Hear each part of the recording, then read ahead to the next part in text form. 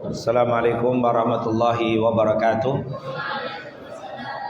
Alhamdulillah wassalatu wassalam ala Rasulillah wa ala alihi wa man wala amma ba'd. Alhamdulillah, setelah kita mendirikan salat maghrib secara berjamaah, semoga apa yang telah kita lakukan semoga mendapatkan keridhaan dan keberkahan dari Allah Subhanahu wa taala. Amin ya rabbal alamin. Kembali kita akan melanjutkan pembahasan kita, bacaan kita dari kitab Riyadhus Shalihin yang ditulis oleh Al-Imam An-Nawawi rahimahumullah. Dan alhamdulillah kita sudah memasuki bab as-sidq, yaitu bab tentang kejujuran di hadis yang ketiga. Di bab kejujuran atau bab as-sidq. Di situ dikatakan qala al-mu'allif rahimahumullah wa nafa'ana bi fid dharain amin. An Abi Sufyan Sakhr ibn Harb radhiyallahu anhu fi hadithihi at-tawili fi qissati Herakla. Nah, ini tentunya hadis aslinya panjang ini hadis, tapi sama muallif atau pengarang kitab yaitu Imam An-Nawawi dipotong karena memang ini adalah kisah.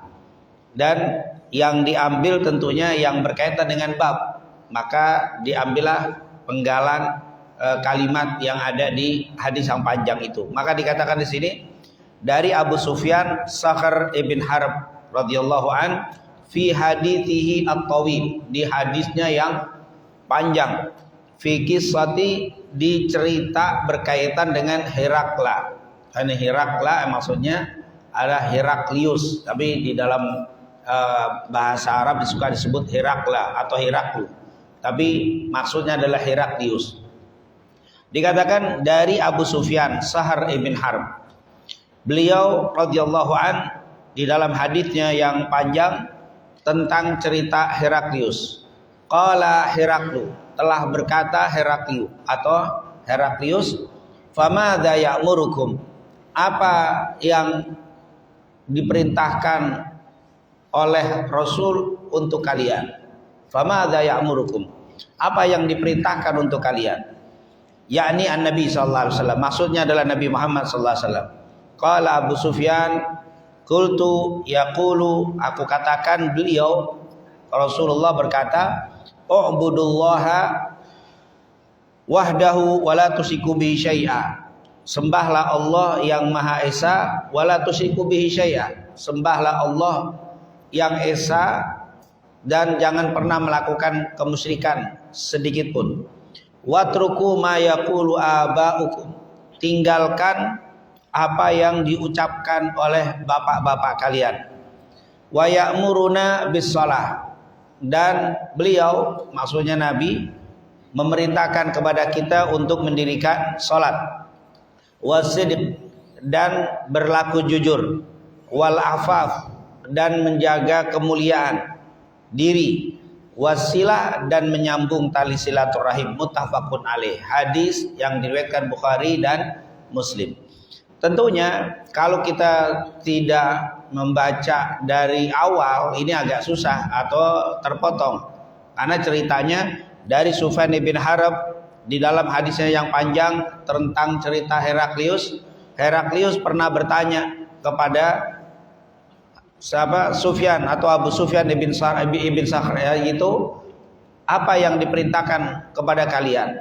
Abu Sufyan berkata diperintahkan untuk menyembah hanya kepada Allah, kemudian mendirikan sholat, jujur, menjaga kemuliaan diri, dan menyambung tali silaturahim. Nah, inilah hadis yang akan kita bahas pada kesempatan malam hari ini.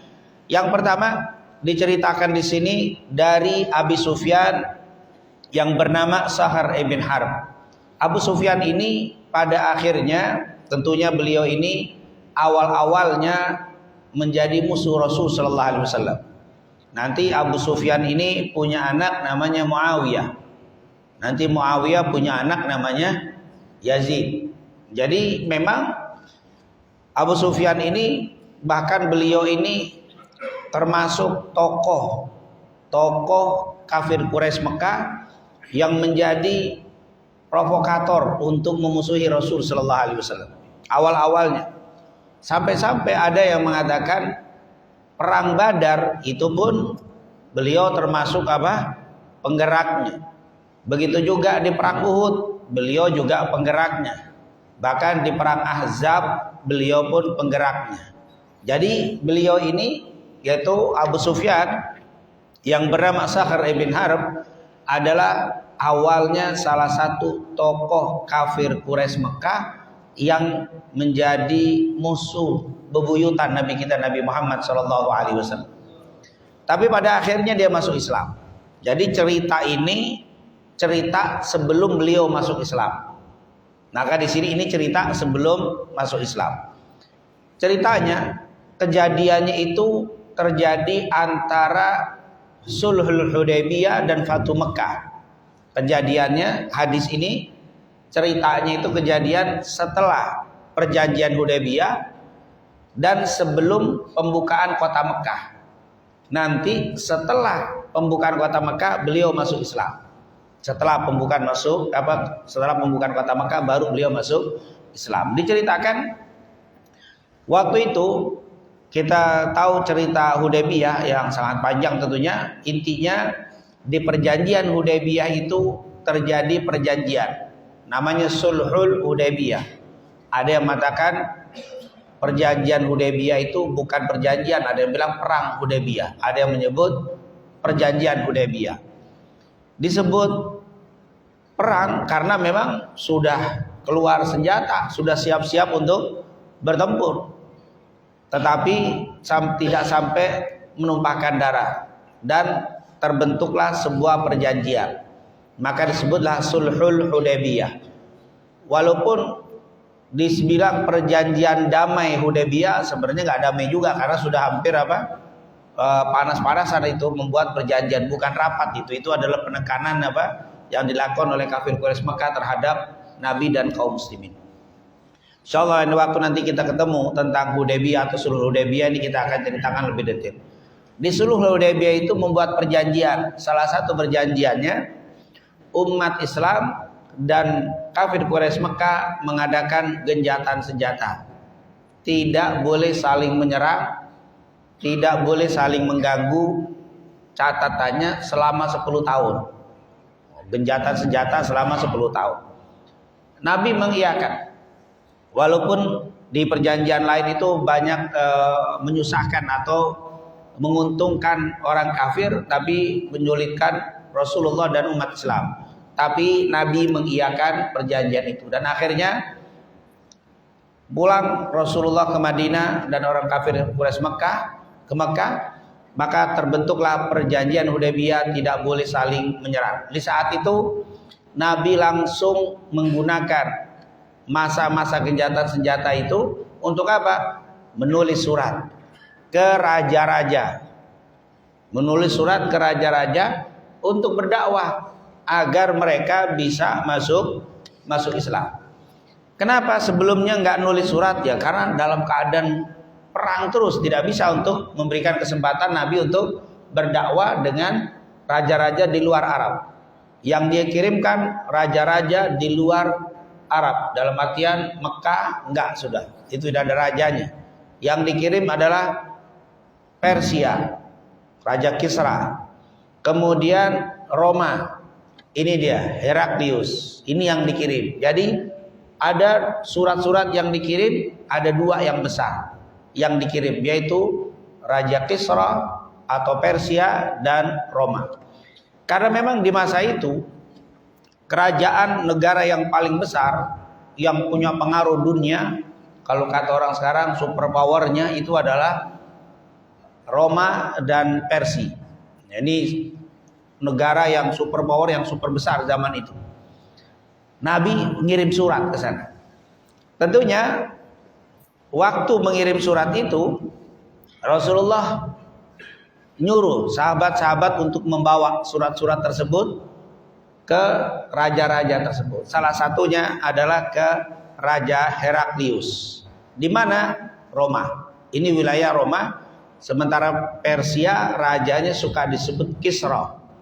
Kalau ini disebut Heraklius. Ini wilayah Roma. Dikirimlah surat ke Raja Heraklius. Waktu datang surat, dalam riwayat yang membawa surat itu adalah Dihya Al-Kalbi. Ya, sahabat Rasulullah SAW yang mukanya sangat tampan, mukanya itu ganteng sekali, sampai-sampai kata Rasul, malaikat Jibril kalau datang menyerupai manusia, mukanya kayak Dihya al-Kalbi. Jadi malaikat Jibril kalau menyerupai. Jadi kalau menyerupai, membentuk sebagai manusia, mukanya itu ganteng seperti Dihya al-Kalbi. Tidak seperti yang banyak orang katakan, kalau datang pengemis, wah jangan-jangan malaikat nih lagi minta-minta. Nggak ada, malaikat datang tuh pakai baju yang kotor, mukanya cemong. Nggak. Malaikat tuh kalau datang mukanya tuh ganteng. Makanya kaum Nabi Lut itu tertarik ketika malaikat datang ke Nabi Lut, mukanya itu sangat tampan. Waktu itu mereka suka sama laki-laki, langsung tertarik sama tamunya Nabi Lut karena memang mukanya ganteng-ganteng. Nah, malaikat Jibril sendiri kalau datang menemui Nabi menyerupai muka manusia, mukanya itu mirip Dihya karena Dihya itu ganteng. Dan Rasulullah SAW kalau milih delegasi untuk bawa surat atau untuk ngirim orang untuk menemui raja, menemui tamu-tamu yang besar atau pejabat-pejabat besar ke negara lain, itu yang dipilih salah satu cirinya mukanya ganteng. Nah, itu makanya nanti di dalam pemilihan, yaitu di dalam memilih pemimpin, ganteng itu termasuk salah satu kriteria. Tapi tentunya setelah ilmu semua sudah punya. Nah, salah satu akhir-akhir nanti ganteng masuk. Itu termasuk salah satu pilihan untuk memilih delegasi, memilih wakil. Karena memang orang yang ganteng itu ketika berhadapan melihat muka ganteng itu punya haibah, punya Nah, tapi kalau mukanya culun, ngadepin lain mukanya, belum ngomong udah diketawain duluan nanti sama dia. Tapi dengan muka yang ganteng itu dia punya tempat. Dikirim, dan waktu nerima surat itu Heraklius sudah membaca. Karena Roma ini adalah termasuk yang banyak menganut Nasrani, yaitu beragama Nasrani. Walaupun pada akhirnya nanti dirubah menjadi pagan, tapi aslinya adalah Nasrani. Berbeda dengan Persia, Majusi mereka. Majusi ini nggak punya kitab, jadi bukan ahlul kitab. Tapi kalau Roma itu ada ahlul kitab. Kalau ahlul kitab dengan musyrik itu tentunya keilmuannya elit Roma ya, karena dia punya kitab. Sementara Persia ini Majusi tidak. Intinya dia sudah baca tentang nabi yang terakhir. Diceritakan dengan cerita yang panjang, ada yang bilang keluar bintang dan seterusnya. Pokoknya dia mendengar cerita tentang akan adanya seorang nabi penutup, nabi terakhir. Kebetulan datang surat Dihya al-Kalbi dari Rasulullah SAW. Maka dia dapat itu langsung dia pengen tahu. Tapi yang dia pengen tanya ini orang yang langsung kenal sama Nabi. Kebetulan siapa? Abu Sufyan, Sahar ibn Harb ini lagi mengadakan perdagangan ke Syam dengan beberapa orang kafir Quraisy Mekah, bukan sendiri, beberapa kafir Quraisy Mekah, karena memang mereka kafilah. Ketika tahu ada orang Syam, orang Mekah datang, langsung dipanggil oleh kerajaan. Heraklius memanggil Abu Sufyan ini dengan beberapa sahabatnya, beberapa kafilahnya datang ke kerajaan. Abu Sufyan, Sahar bin Harb nggak tahu, dia nggak ngerti kenapa dipanggil. Wah, dipanggil kerajaan, ini sebuah kehormatan, ini dipanggil sama raja. Berangkat ini beberapa orang Arab dipimpin oleh Abu Sufyan, yaitu Sahar ibn Harb. Pas masuk ke istana langsung dipanggil sama Heraklius. Ditanya, apakah kalian dari Arab? Iya, kami dari Arab.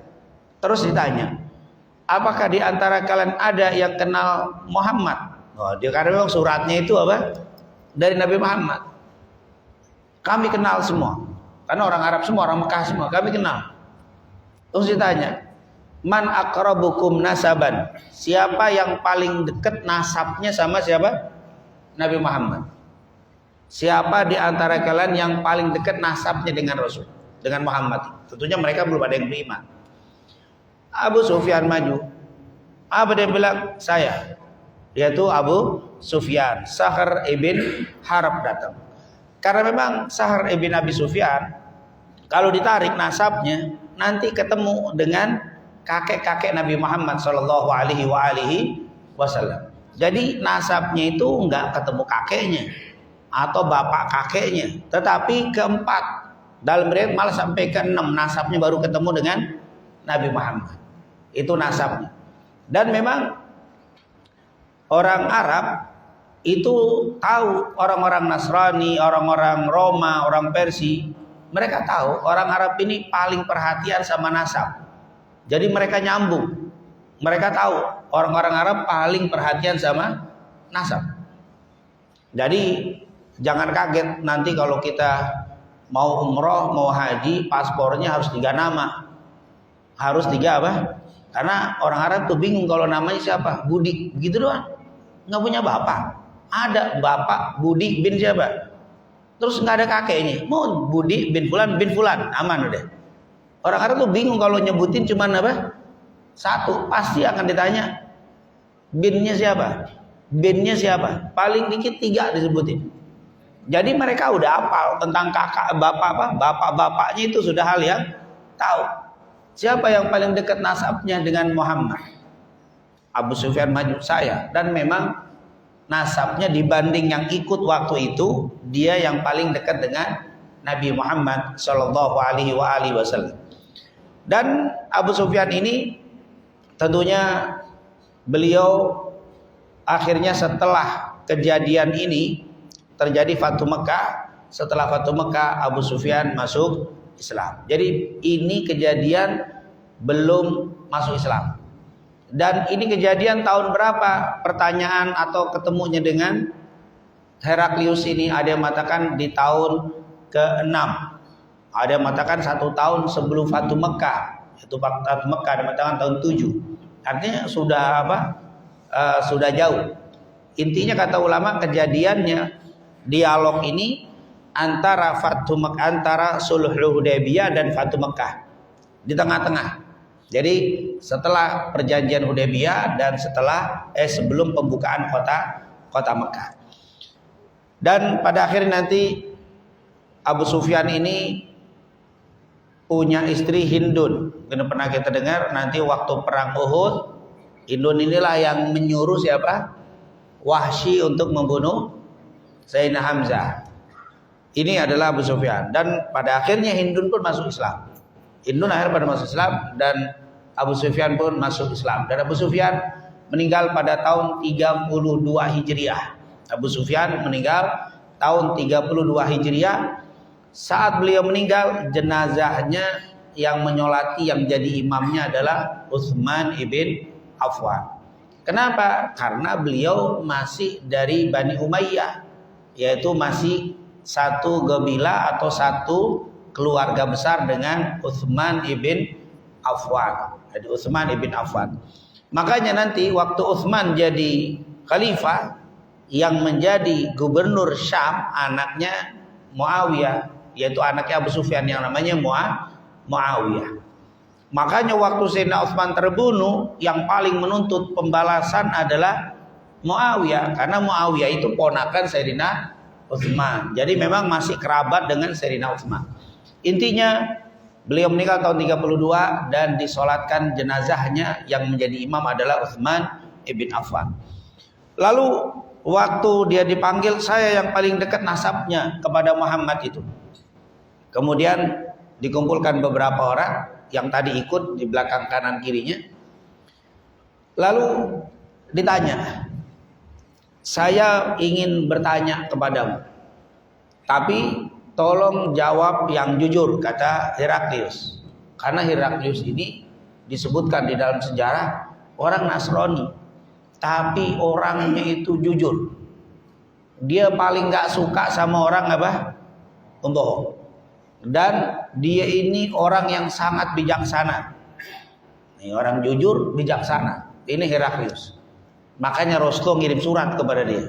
Karena pasti diteliti dulu, nggak mungkin langsung dibuang suratnya. Apalagi surat itu berisikan mengajak pindah agama. Tapi Rasulullah kirim karena memang ini orang jujur dan bijaksana. Jangan pernah bohong katanya. Terus dipanggil beberapa yang tadi ikut sama dia ini, beberapa temennya orang Arab juga. Kasih tahu kalau dia berbohong. Kalau dia bohong kasih tahu oleh kalian.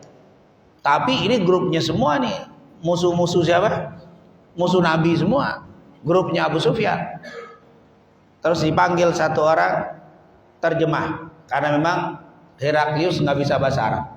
Waktu itu memakai bahasa Roma, dan ini juga Abu Sufyan nggak bisa untuk bahasa mereka. Jadi dia tetap dengan bahasa Arabnya, nanti diterjemahkan oleh orang penterjemah, lalu Heraklius akan menjawabnya. Jadi ini dialog dua orang yang sama-sama tokoh. Yang ini tokoh sebagai raja, yang ini tokoh kafir Quraisy Mekah yang sangat memusuhi Nabi Muhammad SAW, yang ditanya tentang Nabi.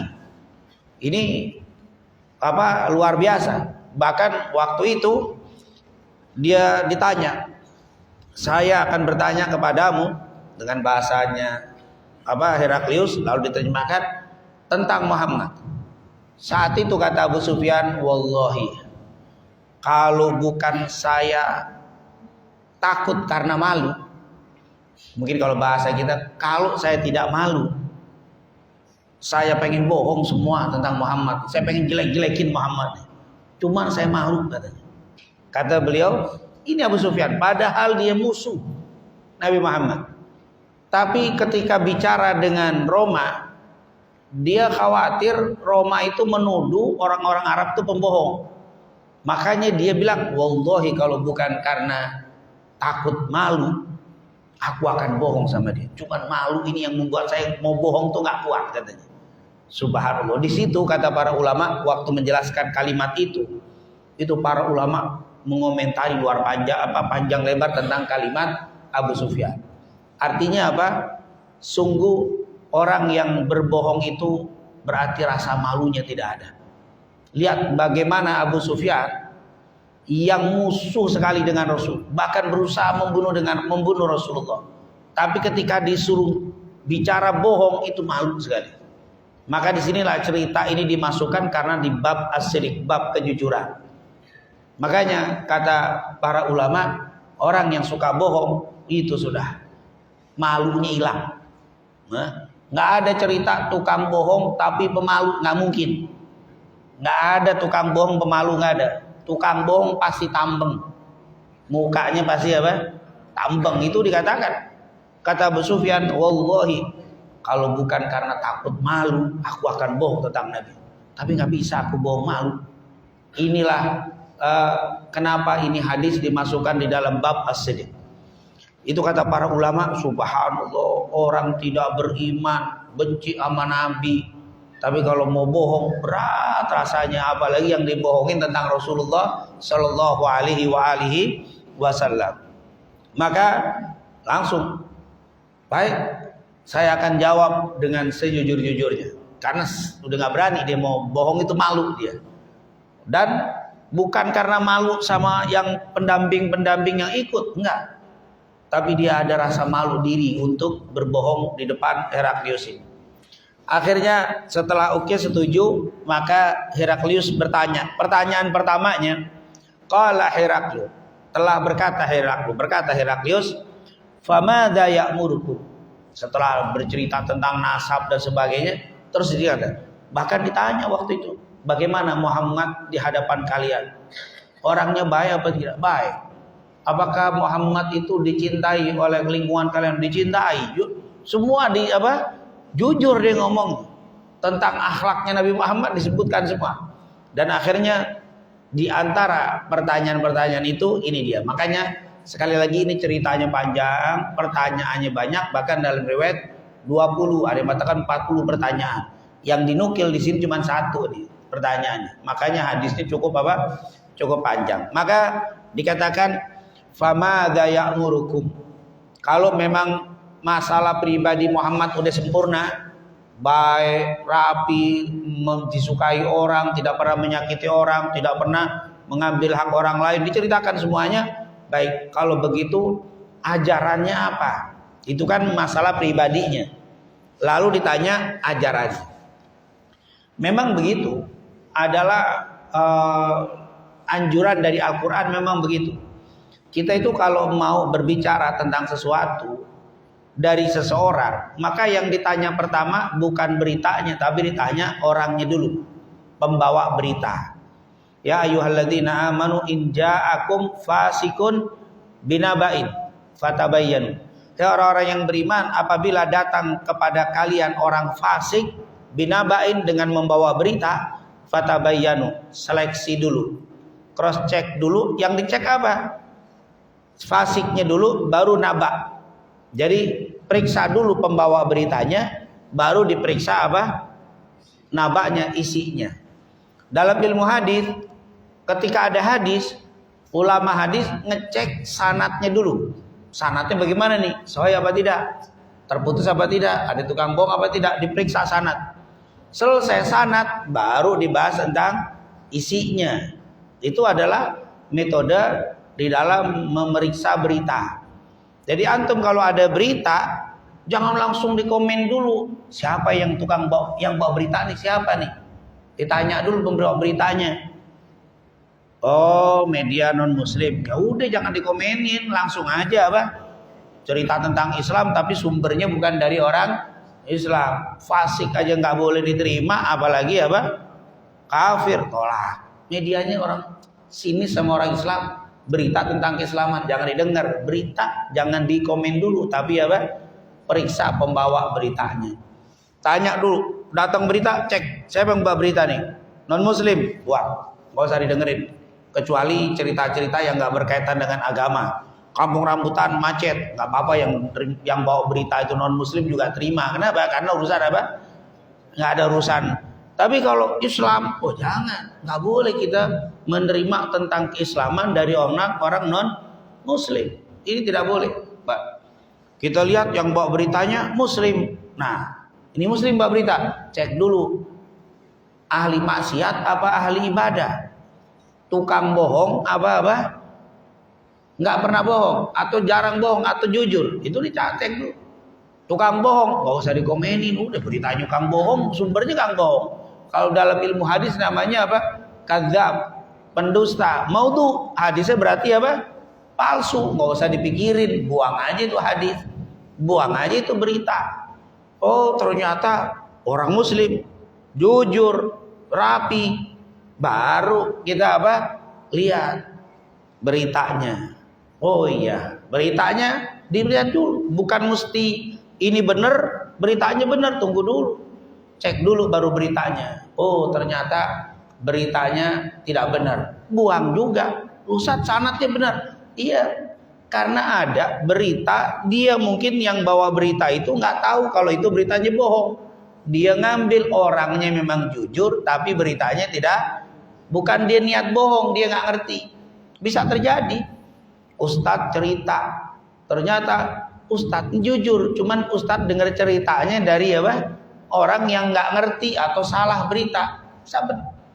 Jadi oh ternyata sanadnya benar, matannya benar. Nah, baru diambil. Waktu diambil, lihat dulu ini bagus disebar apa nggak disebar nih. Kalau disebar kayaknya manfaat, sebar.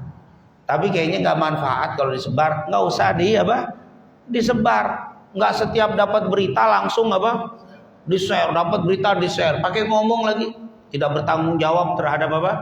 Isinya ngopi paste dari apa?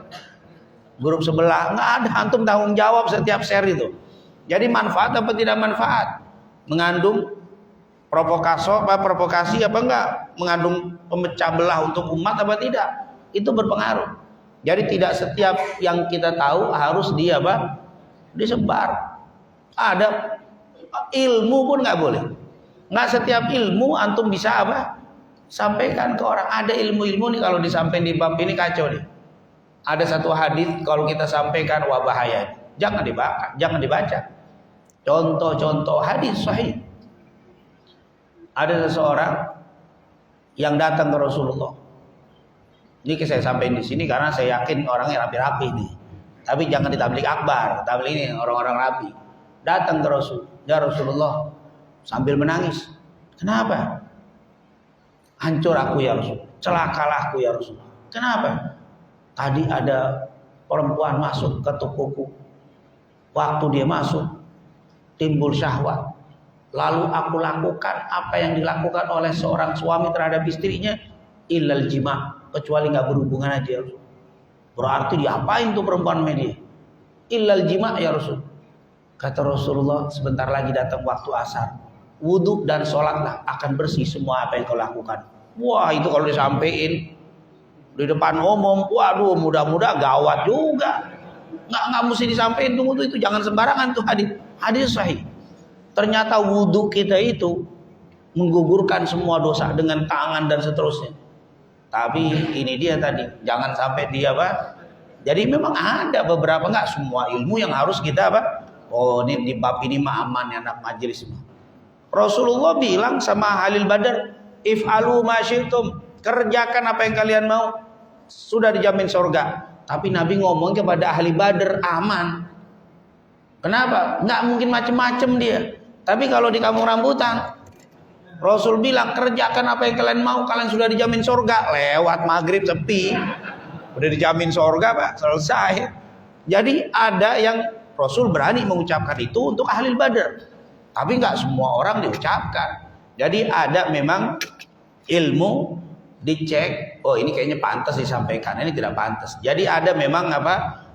Bab likulli maqamin maqal. Jadi ada memang tempat-tempat yang harus pas diucapkan, ada yang nggak pas. Nah intinya akhirnya dia ditanya apa yang disampaikan. Jadi dilihat perawinya, artinya Rasulnya udah aman nih, jujur, diyakini, dicintai, udah aman. Tinggal nanya isi perintahnya. Sanadnya udah diterima, udah aman. Matannya, apa matannya? Famadza ya'murukum? Apa yang diperintahkan kepada kalian? Maka yakni an-nabi, maksudnya adalah nabi yang nyuruh kalian ngapain. Tuh orang yang ngaku nabi, perintah untuk kalian untuk apa? Apa yang kalian harus lakukan? Perintahnya apa? Maka qala Abu Sufyan, maka Abu Sufyan menjawab, qultu, aku berkata, yaqulu, dia berkata, maksudnya Rasulullah SAW. Kata Abu Sufyan, dia Nabi Muhammad bilang, apa perintahnya? Ubudullaha wala tusyrik wahdahu wala tusyriku bihi syai'a. Dikatakan ubudullaha wahdah, sembahlah Allah yang Maha Esa, sembahlah hanya kepada Allah, wala tusyriku bihi syai'a, dan jangan sekali-kali kalian melakukan kemusyrikan dengan apapun, dengan siapapun, dengan apapun. Bersihkan tauhidmu untuk Allah Subhanahu wa ta'ala. Ini yang pertama. Dan memang dakwah Nabi pertama itu hanya mengajak la ilaha, nggak ada yang lain. Sholat belum ada waktu itu. Waktu pertama dakwah sholat hanya mengajak ikhrajul ibad min ibadatil ibad ila ibadati rabbil ibad, yaitu mengajak orang untuk menyembah Allah dan mengeluarkan orang dari penyembahan selain kepada Allah Subhanahu wa taala. Itu aja, la ilaha illallah.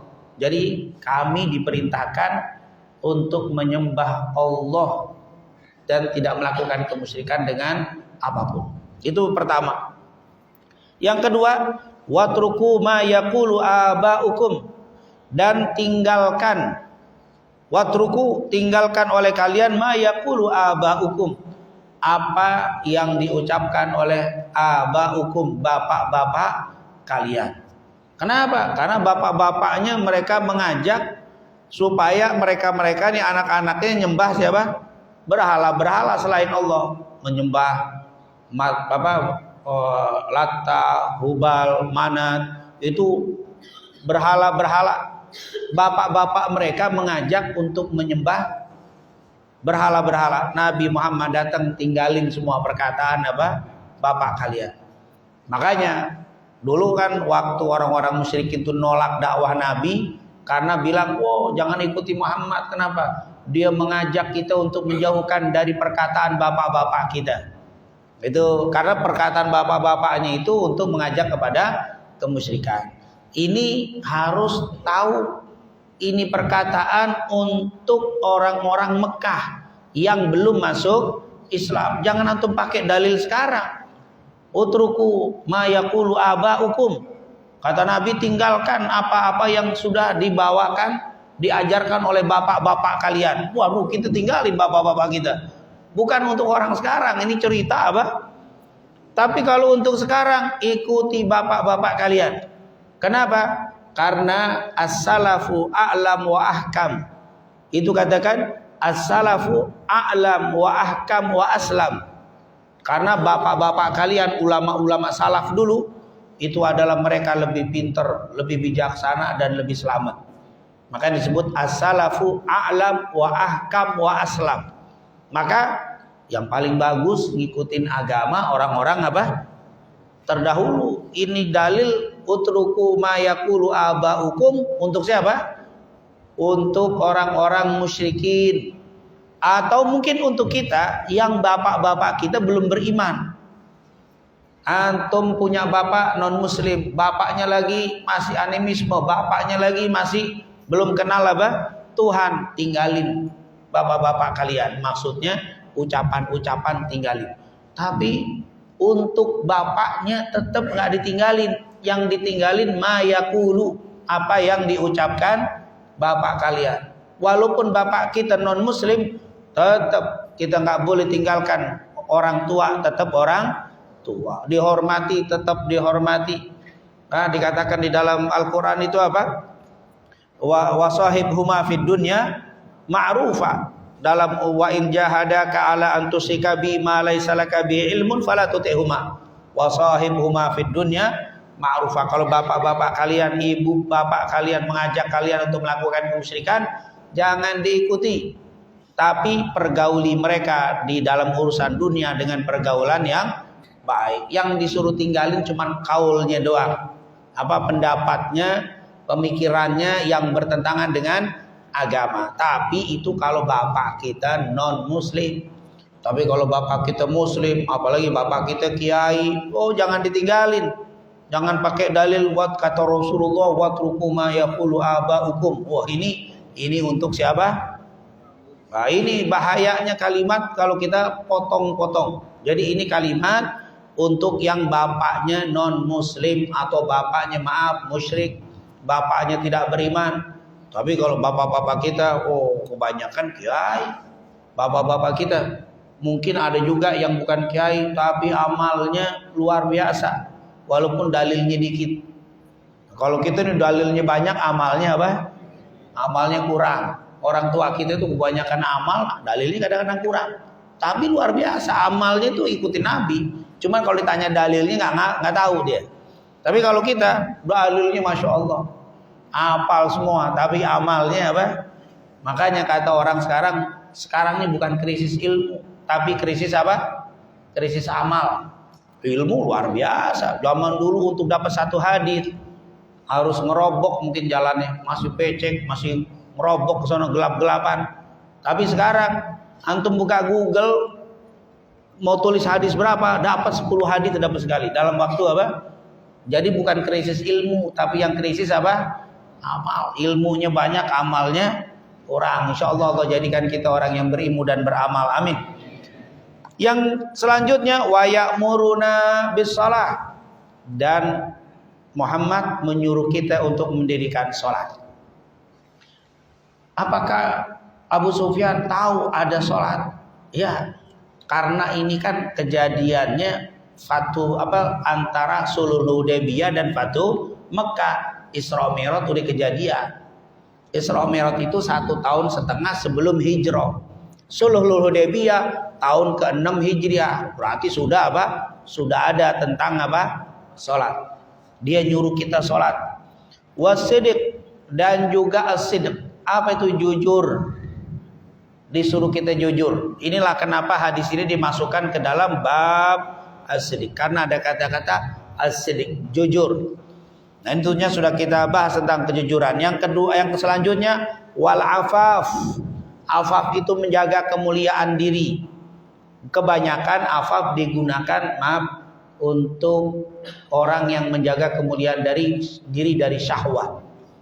Dia tidak berzina, dia tidak melakukan hal-hal yang diharamkan berkaitan dengan perempuan, dengan syahwat. Itu namanya afaf. Jadi disebut orangnya disebut afif. Kalau yang perempuan disebutnya apa? Afifah. Afifah itu orang yang menjaga kemuliaan diri. Tapi kebanyakan kata-kata afaf tidak melakukan perbuatan yang berkaitan dengan syahwat. Itu orang yang tidak mau pacaran itu afif. Itu orangnya apa? Bab afaf. Tidak berdua-duaan dengan yang bukan mahram, itu afaf. Jadi afaf itu adalah menjaga kemuliaan diri untuk tidak melakukan perbuatan yang berkaitan dengan syahwat yang diharamkan Allah Subhanahu wa taala. Ada juga afaf itu yang berkaitan dengan makanan. Jadi kata ulama, al-afaf ada dua. Afaf di dalam syahwat, dia tidak mau melakukan hal yang diharamkan berkaitan dengan syahwat. Afaf berkaitan dengan makanan. Apa itu? Minta. Pengen makan, dia menjaga kemuliaan diri, nggak mau tuh minta-minta untuk apa? Dapat apa? Makanan. Orang yang afaf tidak mau meminta-minta dalam urusan apa? Makanan. Ini sifat afaf. Dikatakan Rasulullah menyuruh kita untuk al-afaf. Jadi al-afaf dua. Afaf berkaitan dengan syahwat, afaf berkaitan dengan batin, yaitu dengan urusan apa? Perut. Orang yang suka minta-minta, nggak punya sifat itu afaf. Dia kerjaannya meminta-minta. Itu orang nggak punya afaf. Orang yang punya sifat afaf, lebih baik saya lapar daripada saya harus apa? Meminta dan mengemis. Nggak mau. Itulah kata Rasul, jangan pernah engkau tidak mempunyai sifat ini. Sifat ini harus kita jaga sebagai seorang muslim. Jaga afaf dari syahwat, afaf dari apa? Al-batan. Yang terakhir wasilah dan menyambung. Asilah menyambung, maksudnya apa? Yaitu wasilah maksudnya menyambung silaturrahim. Menyambung hubungan baik antara satu dengan yang lainnya, baik yang berhubungan dengan keluarga atau yang tidak ada hubungan dengan keluarga, tetap menyambung, menjaga hubungan baik dengan sesama. Itu adalah asilah. Nah, inilah di antara apa yang diperintahkan Nabi Muhammad kepada kita semuanya, baik di zaman Abu Sufyan sampai di zaman kita, untuk kita jaga tauhid dan tinggalkan apa yang dikatakan oleh orang tua kita yang bertentangan dengan Islam. Orang tua yang begitu kita hormati, kalau mengajak kepada yang tidak betul, tinggalkan. Apalagi cuma sahabat.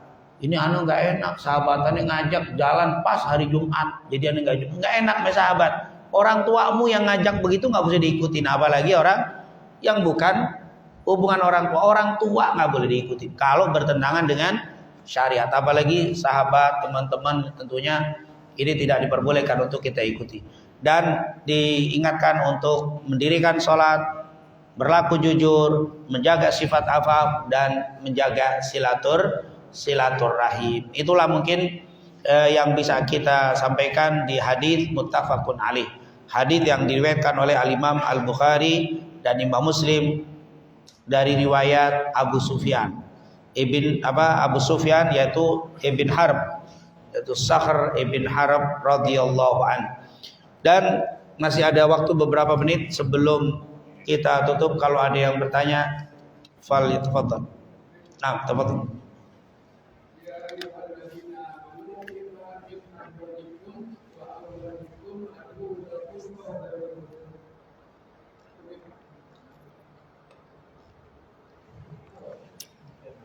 Ya, maksudnya.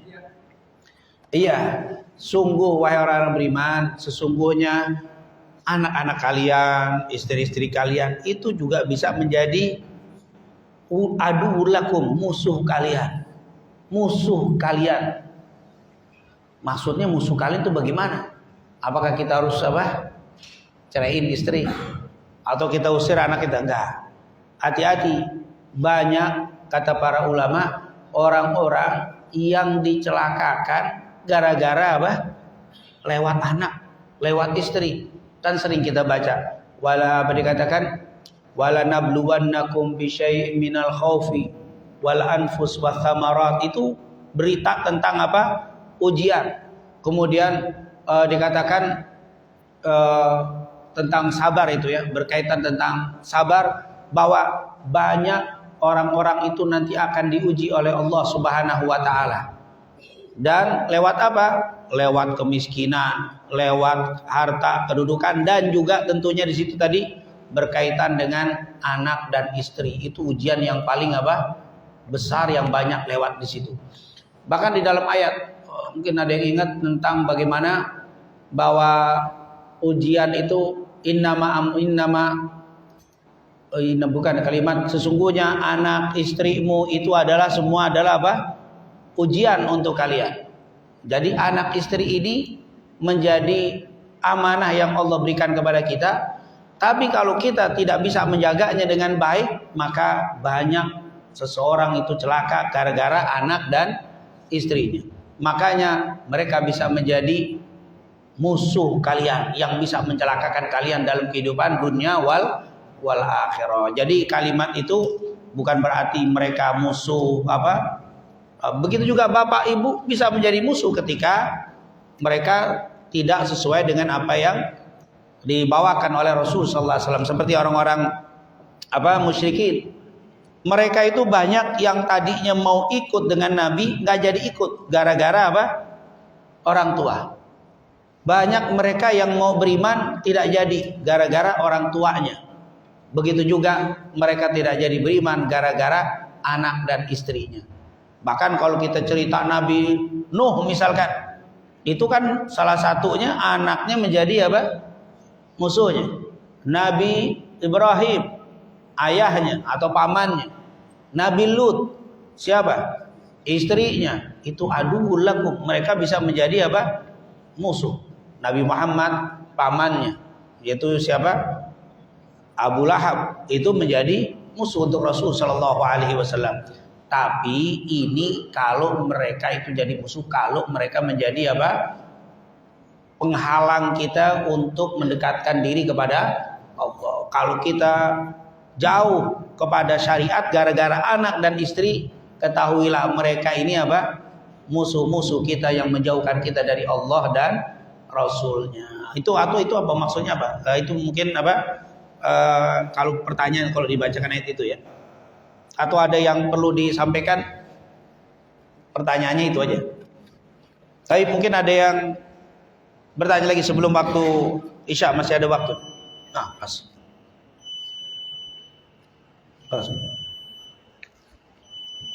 Baik, itu saja mungkin yang kita bisa bahas pada kesempatan kali ini. Sekali lagi tentunya kita mohon kepada Allah semoga anak-anak kita, istri kita, keluarga kita semua menjadi orang-orang yang menambah ketakwaan kita kepada Allah Subhanahu wa taala.